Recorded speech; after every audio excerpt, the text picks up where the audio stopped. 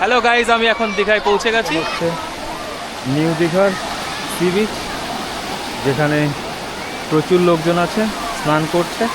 আমি শুধু এখন একটু পা ভেজাচ্ছে, ভিজিয়ে চলে যাব।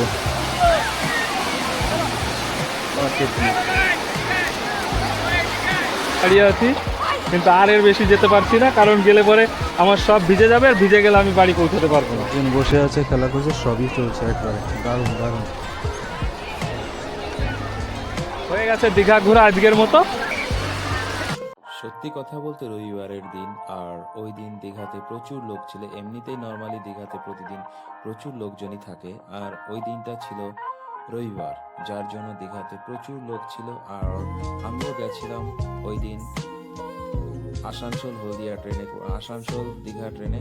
আমি দীঘাতে নেমে 1 ঘন্টার জন্য গিয়েছিলাম দীঘা সি বিচ দেখতে। আর দেখে আমি সত্যি খুব আনন্দিত, কারণ এত সুন্দর দৃশ্য আমি জীবনে কখনো দেখিনি আগে, সে কারণেই। আর আমি দীঘা দেখে ফিরছি, দেখুন। আর দীঘার যে সি বিচ আছে সেই এরিয়াতে প্রচুর এরকম ছোটোখাটো খাবারের দোকান টোকান সব কিছুই আছে। আইসক্রিম বলুন, তারপরে ডাবের দোকান বলুন, জল, বিভিন্ন ধরনের খাবার দাবার সব কিছুই আছে। আর দিনটায় আকাশটা যে কতটা ভালো ছিল দেখুন, আকাশটা দেখতে একদম অনবদ্য লাগছিল। সত্যি কথা বলতে এরকম দিনে এরকম আকাশ, বাহ, অসম্ভব ভালো। কতটা সুন্দর দৃশ্য দেখুন। আর গাড়ি সারি সারি রেখে দিয়েছে, আর এইদিকে আছে বিভিন্ন দোকানপাট।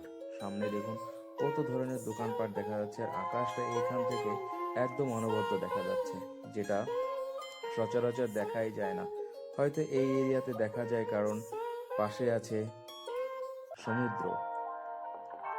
আর দেখুন কতটা। আমি শাখার দোকানের শাখা কিনছি এখন, এই দোকানটা থেকে। এই যে আমি এখন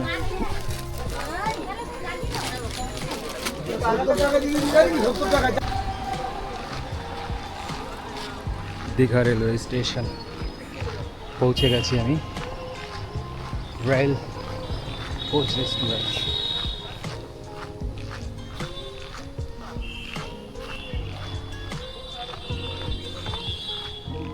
দীঘা রেলওয়ে স্টেশন। এখন আমি সমুদ্র ঘুরে সৈকত থেকে ঘুরে এসে দীঘা রেলওয়ে স্টেশনে পৌঁছে গেছি। এখন ট্রেন ধরে আমি বাড়ি যাব। তাহলে আজকের ভিডিও আমি এখানেই শেষ করছি। যদি আমার এই ভিডিও আপনাদের ভালো লেগে থাকে তাহলে লাইক কমেন্ট শেয়ার করবেন। আর এই ধরনের ভিডিও দেখতে পছন্দ করলে অবশ্যই আমার চ্যানেলটা সাবস্ক্রাইব করবেন। Ta ta, by.